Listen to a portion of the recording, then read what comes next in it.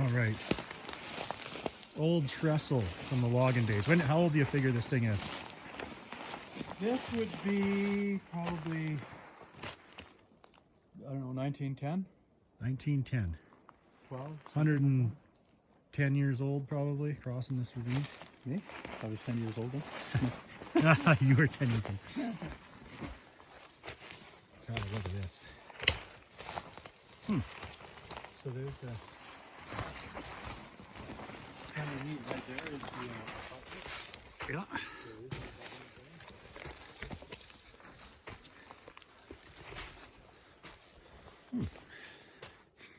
See what's left of the old foundation of ties, and that goes up the bank there. So this would have been a rail bridge, hey? Rail trestle for logging.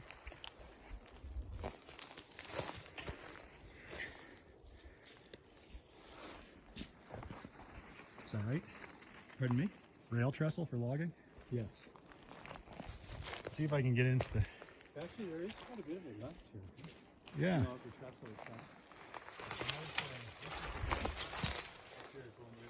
I see that, yeah.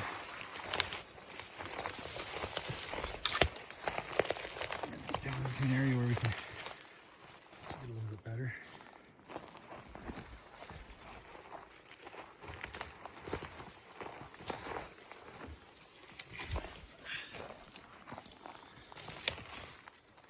Oh yeah.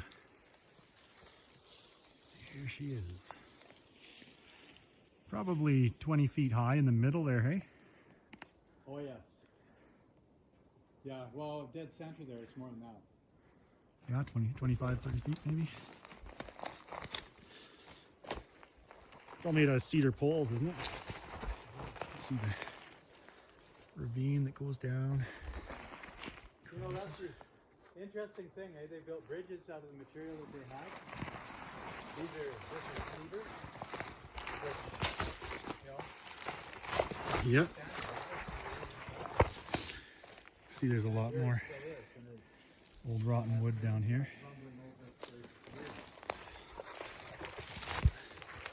Oh, this almost looks like an old culvert here. I guess not. Just a log.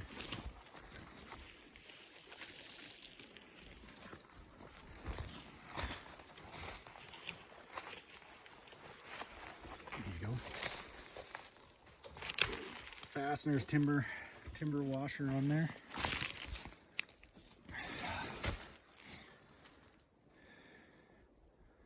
Square-headed bolts.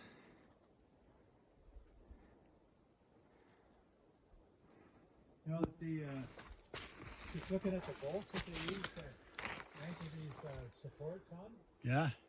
are the same type of bolts that they use today. Yep. Still buy those timber washers, can't you? Yeah. Go underneath. A couple uprights still, a couple cross beams.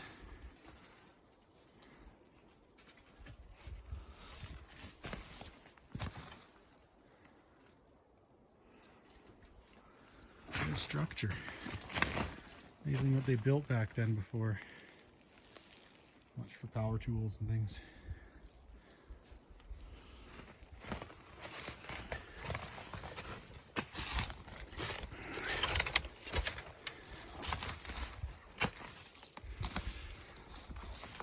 And here's the other side, the rebutment.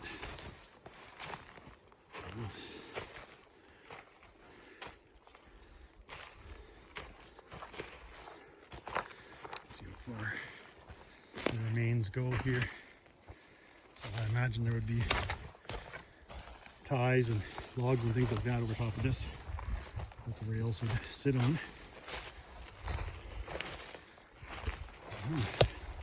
Still see an obvious path here.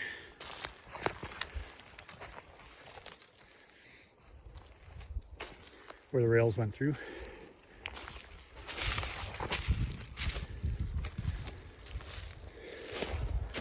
Interesting.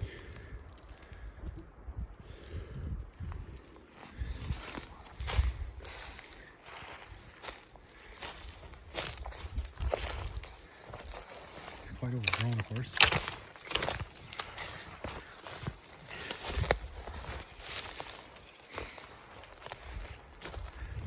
suffering through some seasonal allergies. Everybody, it seems to be getting bad this year.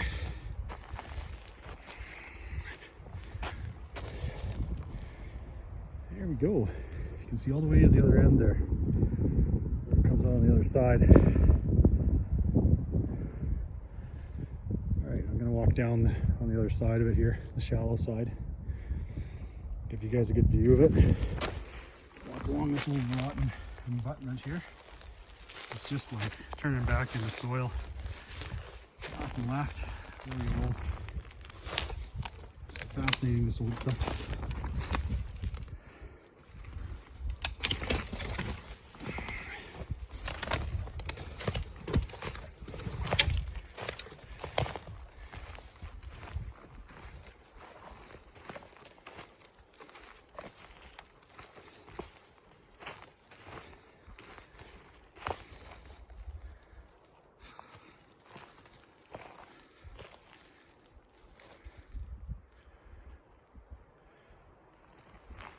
See?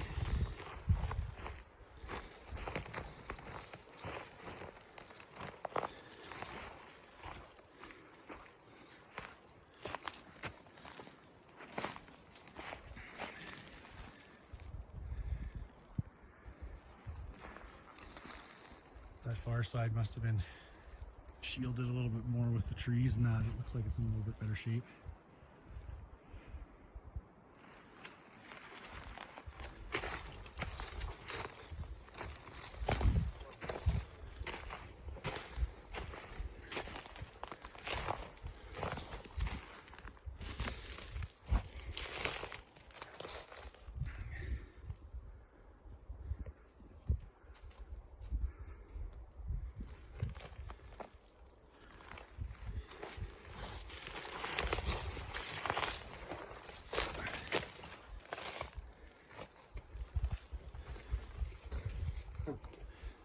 Oh.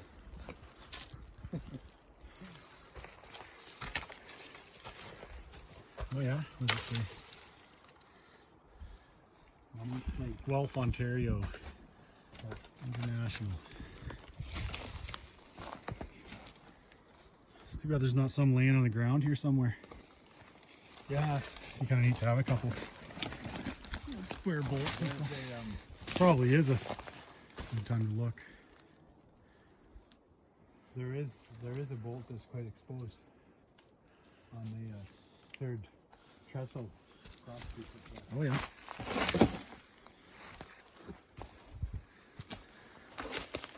Well, I'm sure there's a few laying around if we had time to dig through all the debris.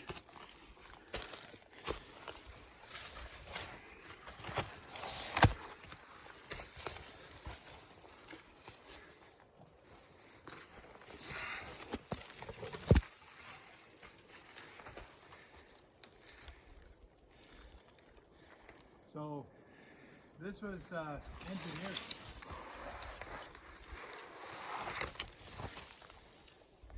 Engineered, hey? On a piece of paper, maybe. So we're just a little bit further down the road here, and you can see where the old rail bed came out.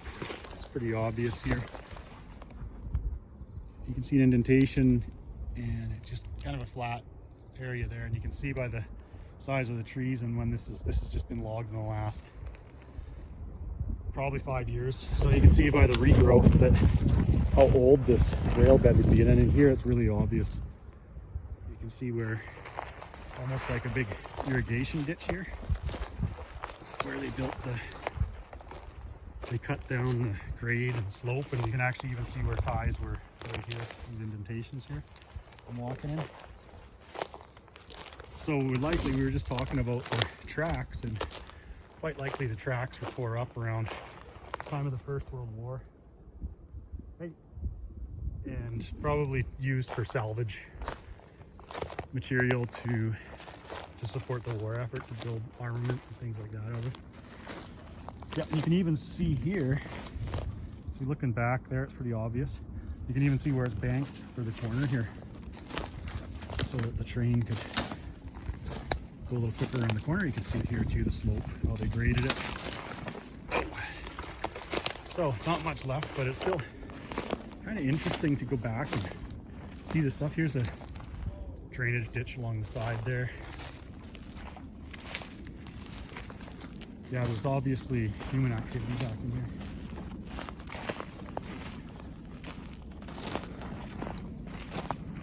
You can see a lot of the old, kind of where they excavated and moved things around so that they'd be able to, and there's the trestle there. So they'd be able to lay the tracks down. Here's where we just were. Zoom in.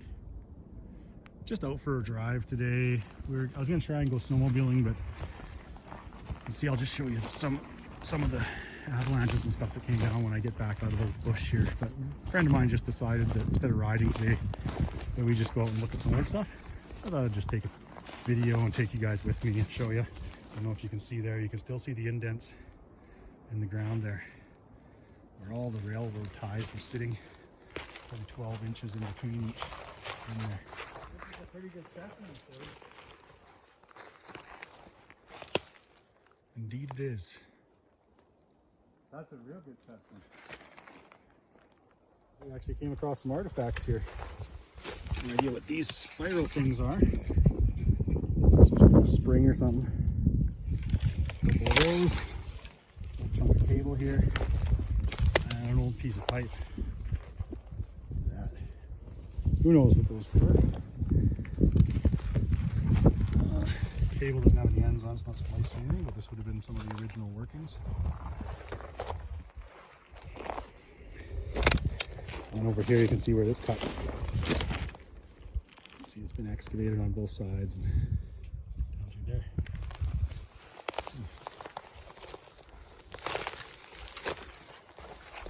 What the heck is that? What else did you find? Oh, there's some of, I don't know what this would be. Yeah, neither do I.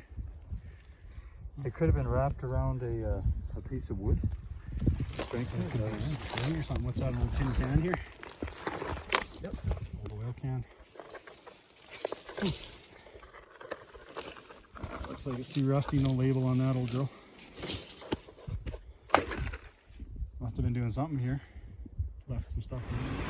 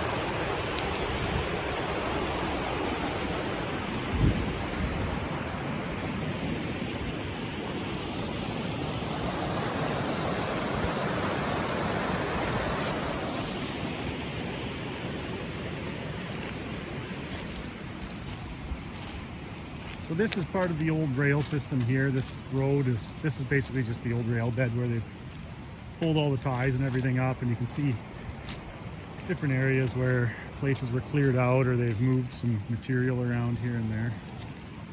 Just this part was pretty much just changed into a road, kind of after the tracks and things were pulled up. This is just an old quad bridge, it looks like. Somebody's kind of updated. I know the bridge doesn't look good, but somebody's kind of updated it with some bigger logs over the years. So it's just kind of cool to come back. Look at how many trees are growing on this path. It's kind of neat to just come back and look at some of these old areas. Let's see what's up in here. This maybe was just an old skid trail here. Parallels the creek.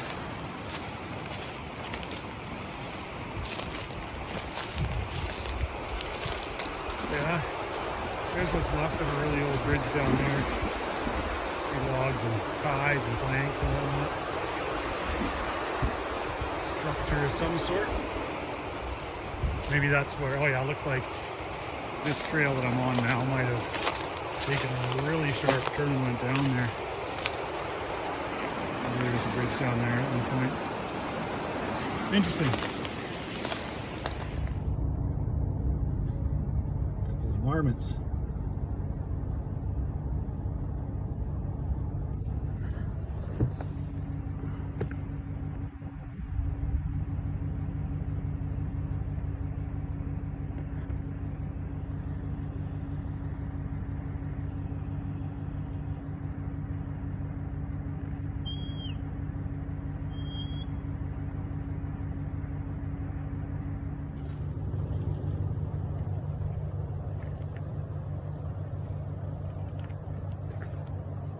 So we just decided to get up into the subalpine here. This is a rock quarry. This material's used a lot in some landscaping and riprap. You can see that they've excavated quite a lot out of here. There's quite a different variation of size of the material, and it's really easy to get at.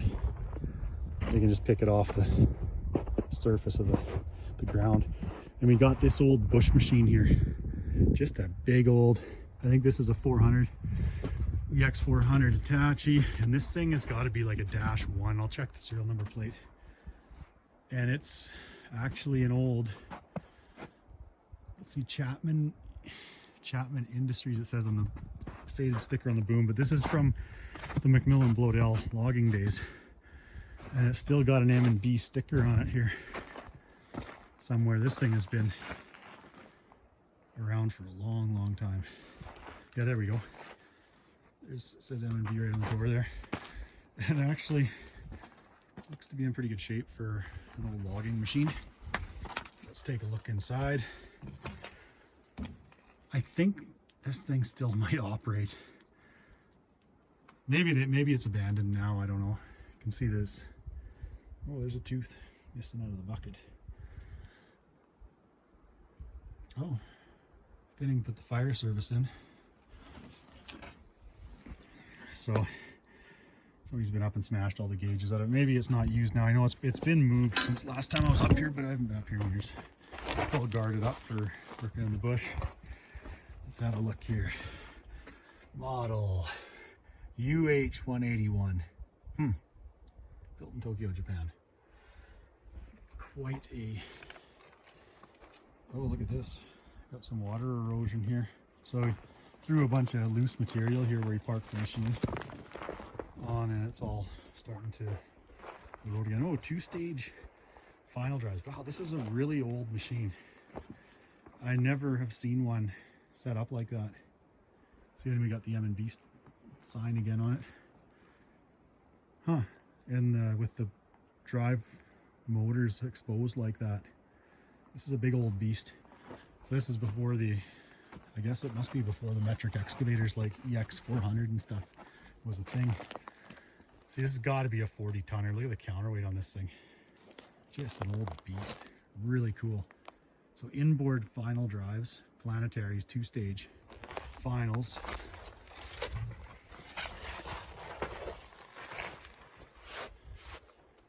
Might as well go and take a look, see if I can get in the engine compartment on this thing. We're this far.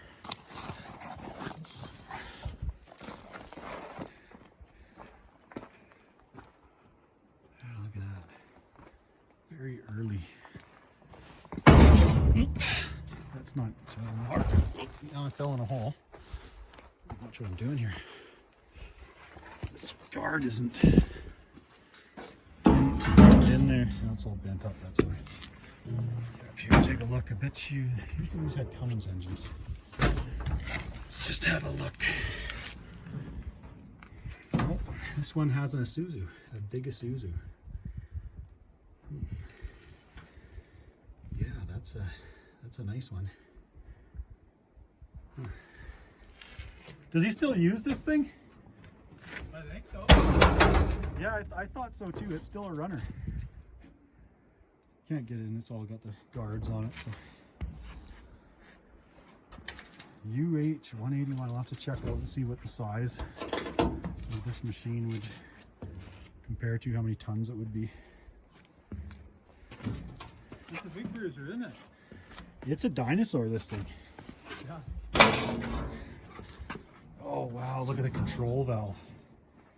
Just huge. Huh.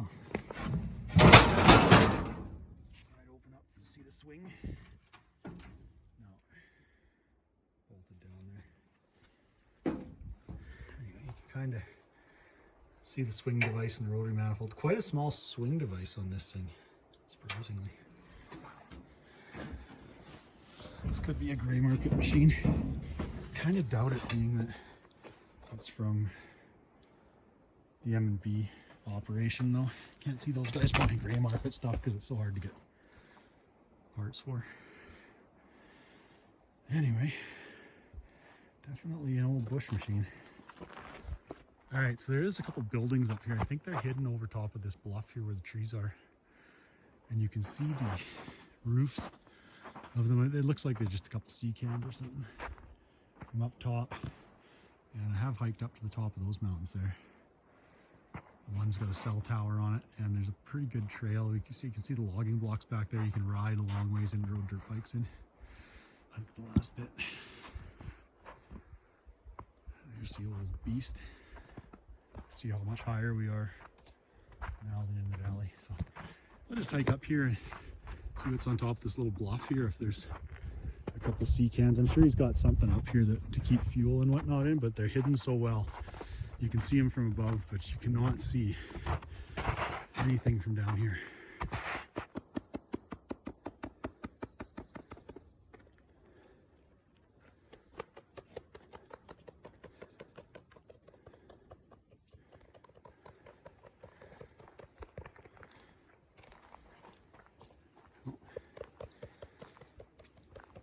Well, he's taking his time. Okay, so we got some guiding cabins here. Oh, we're trying to get this grouse to drum here. Just hanging around. So this was a guide and outfitting cabins here.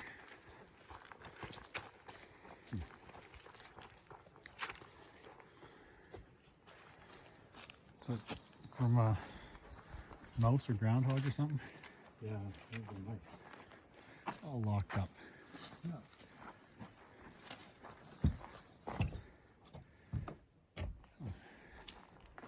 So I guess it's still active. Porcupine Lodge. Can't really see in there.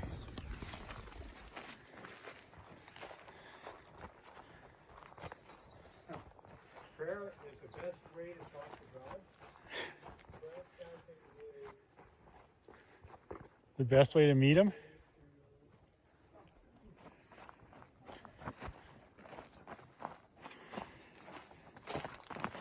Oh yeah, they got deep freezers aren't plugged in. Oh, they're freezers there. Oh, been in here on snowmobiles in the winter. There's lots of snow, but I haven't ever noticed all this. They've got set up here, very nice. Little area here, sitting area, bathtub, trough for the horses.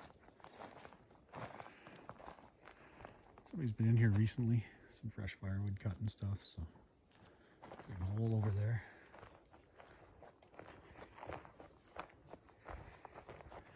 No Sasquatch footprints or signs yet today. I don't know what the dugout's for, I guess maybe water the animals. Somebody's cut some trees there.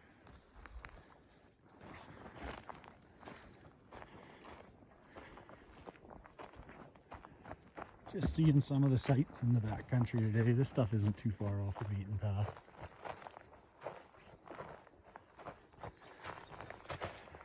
But it's still cool to see. To come visit. So these cabins are in pretty good shape yet.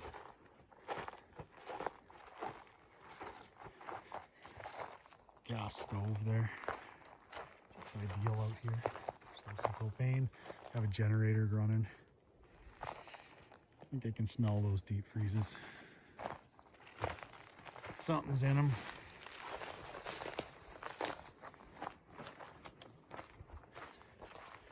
Quite well constructed cabin, so they've got power wired in, so they must have a generator.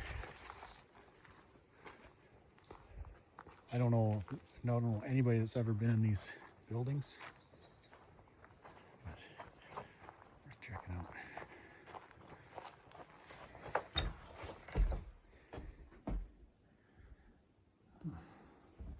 They're sealed up nice.